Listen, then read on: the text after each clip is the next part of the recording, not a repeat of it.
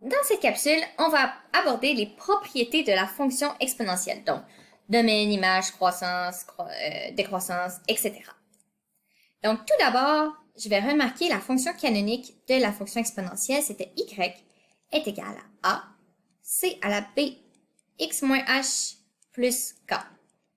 Donc son allure principale de la fonction soustraite normale, c'était comme ceci avec une asymptote de même. Donc, à voir ça, le domaine de la fonction exponentielle, c'est quoi? Donc, tous les x possibles, en fait, c'est tous les réels, tous les x. Donc, ça va partir de l'infini négatif, puis ça va aller jusqu'à continuer à l'infini. Donc, son domaine, c'est les réels. Ensuite, son image, c'est la valeur des y possibles. Donc là, on voit que ça part un peu de l'asymptote, puis ici, ça monte. Mais il y a aussi le cas où ça descendrait de même. Donc, dans quel cas elle va être vers en haut, puis dans quel cas elle va être vers en bas? Ça, on l'a vu dans la capsule précédente sur la paramètre A, eh bien, ça va dépendre de son signe. Si elle est par en haut, par exemple ici, c'est que le A est positif. Et si elle est par en bas, c'est que le A est négatif, comme ça ici. Donc, pour son image, qu'est-ce que ça va être? Ça va dépendre du signe de A. Donc, si A est plus grand que 0, son image, ça va être de l'asymptote jusqu'à l'infini. Son asymptote, on l'avait vu, c'était quoi? Je vais l'écrire d'ailleurs ici. Asymptote, c'est Y, c'est une asymptote horizontale, donc si Y est égal à K. Puis pour son image, quand A est plus grand que 0, ça va être donc de K à l'infini plus. Infini exclu et K exclu vu que c'est une asymptote. Donc la courbe, il touchera jamais. Et sinon, dans le cas où ce que A était plus petit que 0, eh bien là, ça va être de moins l'infini, parce qu'on part toujours du plus bas, jusqu'à l'asymptote exclue. Donc ça va être de moins l'infini jusqu'à l'asymptote exclue. Et voilà. Ensuite, comment savoir si la fonction est croissante ou décroissante? En fait, ça va dépendre de deux choses. De si c est plus grand que 1, ou si c est entre 0 et 1, et si a et b sont de même signe ou de signe contraire. Donc, on va avoir plusieurs paires de possibilités. Donc, pour la croissance, ça va être quand c va être plus grand que 1 et que a et b sont de même signe. Ou, si c est entre 0 et 1, oups, là j'ai marqué deux 0. Si c est entre 0 et 1 et que a et b sont de signes contraires. Et la décroissance, en fait, ça va être l'inverse. Ça va être les autres combinaisons possibles. Donc, la fonction va être décroissante si c est entre 0 et 1 et que a et b, signe contraire.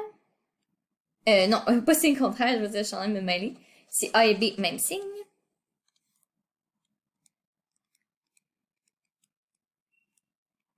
Et si c est plus grand que 1, eh bien, il va falloir que a et b soient de signe contraire. Donc, moi, comment je fais pour m'en souvenir? En fait, je considère, OK, c'est plus grand que 1, c'est comme la normale. C'est comme d'habitude, ça double, ça triple, donc c'est 2, c'est 3. Donc ça, c'est cool. Puis A et B, même signe, ça simplifie toujours la vie, donc c'est cool aussi. Tandis que C, donc cool et cool, ça donne croissant, c'est cool. Et si C est entre 0 et 1, c'est un peu moins le fun, c'est un peu plus de taponnage. Puis A et B, signe contraire, aussi, c'est un peu plus compliqué. Donc ça, j'appelle ça c'est poche, puis ça, c'est poche. Donc un push avec un push, ça va faire cool. C'est comme la loi des multiplications. Quand tu multiplies un plus avec un plus, ça donne un plus. Puis si tu multiplies un moins avec un moins, ça donne un plus. Donc deux trucs cool ensemble donnent cool. Deux push ensemble donnent cool. Donc cool, c'est croissant. Parce que croissant, c'est comme plus la normale. Comme. Et ensuite, pour décroissance, en fait, c'est quand on va avoir un cool avec un push.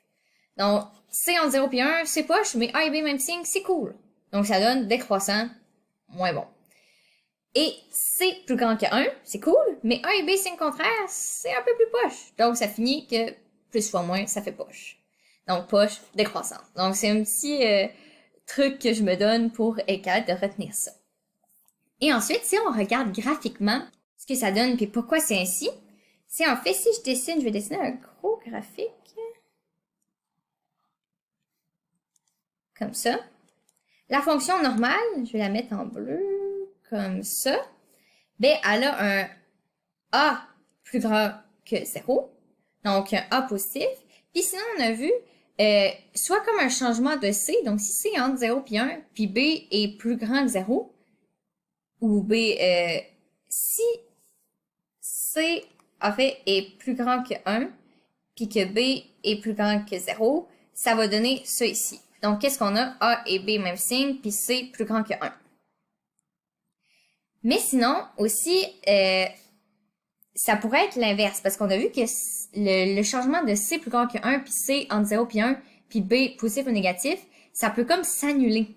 Fait que ça peut être aussi le cas où A est plus grand que 0, que C est entre 0 et 1, puis B est plus petit que 0. Ça ferait comme une double réflexion, donc ça reviendrait au même. Donc c'est pour ça, ici, on a A et B signe contraire, et C entre 0 et 1, donc poche, poche, donc ça donne croissant aussi. Puis c'est comme ça que ça va fonctionner pour toutes les situations inverses, comme ça ou comme ça. Et voilà. Donc ça, c'était pour croissance et décroissance. Ensuite, ordonner à l'origine. Ordonner à l'origine, en fait, c'est la valeur... Hop là, j'ai magané le mot. Je vais mettre comme ça avec un point. Ordonner à l'origine, en fait, c'est la valeur de y quand x est égal à 0. Souvent, quand il n'y a pas de... Mettons que j'ai juste une situation comme ça. Mettons, y est égal à 3 fois 2 à la x. Si mon x est égal à 0, ça va faire 3 fois 2 à la 0. Ça va faire 2 à la 0, ça fait 1. Donc, y est égal à 3. Donc, souvent, quand on n'a pas nécessairement de k et pas de h non plus, eh bien, notre ordonnée à l'origine, ça va être notre a. Mais souvent, quand il y a un h puis un k, ça va être différent.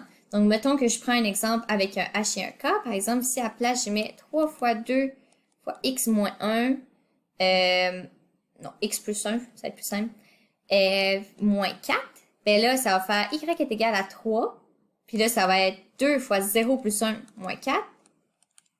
2 à la 1, ça va donner 2, donc 3 fois 2 moins 4, ça va donner 6 moins 4, ça va donner 2. Donc ça, c'est un exemple de comment on trouve l'ordonnée à l'origine dans une fonction exponentielle. Et il y a toujours une ordonnée à l'origine. Sinon, pour les zéros, il n'y a pas toujours un zéro. Par exemple, dans la situation où la courbe elle est comme ça ou comme ça, ben il n'y aura pas de zéro. Elle ne touchera pas à l'axe des x. Donc ça, c'est le cas où ce que a est plus grand que 0. Puis où ce que k, l'asymptote, est aussi plus grand ou égal à 0. Oups, j'ai pas mis mon truc à bonne place. Parce que si, mettons, il est ici, l'asymptote, elle ne touchera pas non plus. Donc, si a et k, en fait, ils sont les deux plus grands que 0, pas de 0. Puis si les deux, ils sont plus petits que 0, ben, il n'y en aura pas non plus. Donc, dans ces cas-là, a plus grand que 0 et k plus grand ou égal à 0, puis a plus petit que 0 et k plus grand ou égal à 0, plus petit ou égal à 0, et il n'y a pas de 0. Donc, en gros, ça, c'est si a et k sont de même signe. Et si on veut qu'il y ait un 0, si on veut qu'il y ait un 0, il va falloir que a et k soient de signes contraires. Et là, je vais vous donner un exemple. Donc, si j'ai y est égal à 3 fois 2 à la x moins 3 moins 3, pour trouver le 0, il va falloir que je mette y égal à 0. Je vais avoir ça ici. Moins 3. J'ai envoyé plus 3 à l'autre bord. Ça va me donner ça. 3 divisé par 3, parce que je divise par 3 de chaque part, ça va donner 1. 2x moins 3. Puis là, comment je vais faire pour que ça donne 1? Mais dans ce cas-là, il va falloir utiliser la propriété où ce qu'on sait que n'importe quoi à la 0 va donner 1. Fait que je sais que si ça, c'est égal à 0, ça va me donner 1. Donc, je vais pouvoir mettre x moins 3 est égal à 0. Et donc là, je sais que mon 0, c'est x égale 3. Donc ça, c'était pour les zéros. Maintenant, pour le signe, en fait, pour le signe, souvent, il va falloir avoir besoin de faire une esquisse. Si on est dans le cas où ce qu'on était soit A et K même signe ou c'est ça, A et K de même signe, ben c'est simple, la fonction était soit toute positive ou soit toute négative. Donc dans ce cas-là, on ne se casse pas la tête. Mais par contre, dans ce cas-ci, il va falloir dessiner la fonction pour être capable de se visualiser le signe. Donc, on sait qu'elle croise l'axe des x en x égale à 3. Et on sait aussi que son asymptote, c'est moins 3. Et on va essayer, je vais marquer les infos qu'on a. Donc, son asymptote, c'est k est égal à moins 3. On sait que son 0, c'est x est égal à 3. Et là, je vais vouloir savoir si elle est croissante ou décroissante. Donc, pour avoir ça, je vais examiner son C, puis son A, puis son B. Donc, son A, il est positif, puis son B aussi. Fait que c'est A et B, même signe. Et mon C, il est plus grand que 1. Donc, qu'est-ce que c'est? Ça, c'est cool, puis ça, c'est cool, donc ça va être croissant. Donc, je vais essayer de dessiner la fonction. Elle est donc croissante, avec une asymptote en k est égal à moins 3. Et elle a un 0 en x est égal à 3. Donc, c'est à ça qu'elle ressemble, la fonction.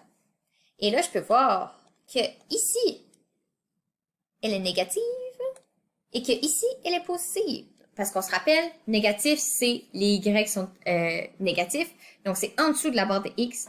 Puis x, positif, c'est quand les y sont positifs. Donc, c'est au-dessus de la barre de x. Et on donne toujours le x en fonction d'un intervalle en x. Donc, c'est quoi ici mon intervalle? En fait, ça va être positif. Positif de moins l'infini jusqu'au 0. 0 inclus.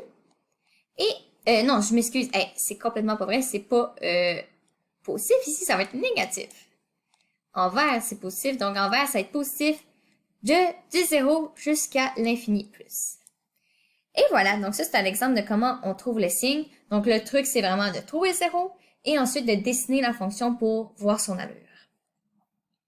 Et voilà. Donc, c'est ce qui fait le tour de l'analyse de la fonction exponentielle et de ses propriétés.